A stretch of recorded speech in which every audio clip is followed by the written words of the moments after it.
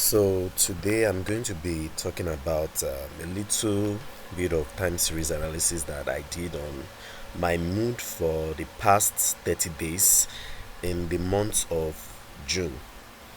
So I've been recording my mood for the past few days, and I decided to do a time series analysis for it.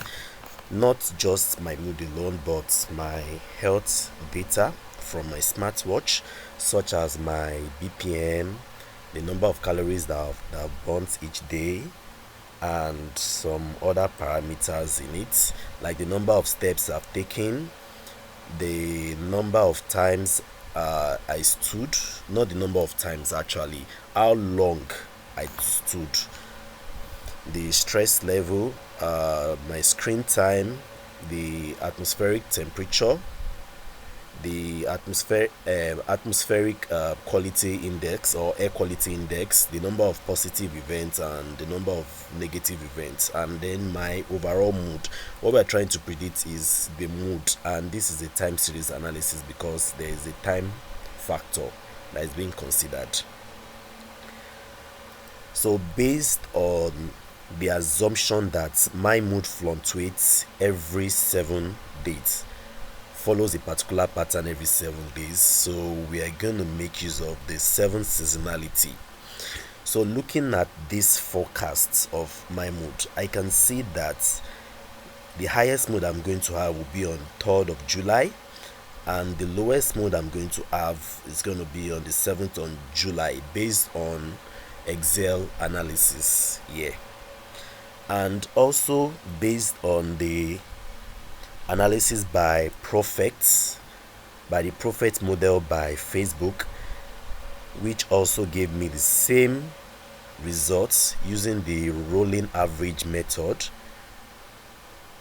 It's predicted that I'm going to get the best mood on the 7th and the worst mood on the best mood on the 3rd of July and the worst mood on the 7th of July.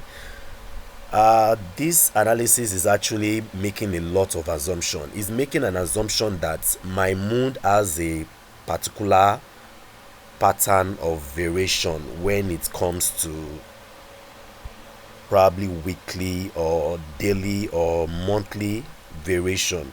This is the assumption that we are making.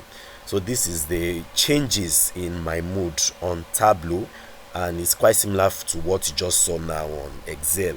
And Tableau kind of tried to make a trend line, a multiple degree regression on it to try to fit in the lines, to fit in the variation on a predictable formula, which is not very perfect because you can't actually predict a human mood with mathematical formula. So this is the best model that I could fit in. So I noticed that the 7th degree for a multiple degree polynomial regression was actually the best fit for this model, just taking a rough overview of it. So let's see what is going to happen in the next few weeks of in the next few days of this week, and see if this would actually make a accurate prediction or not.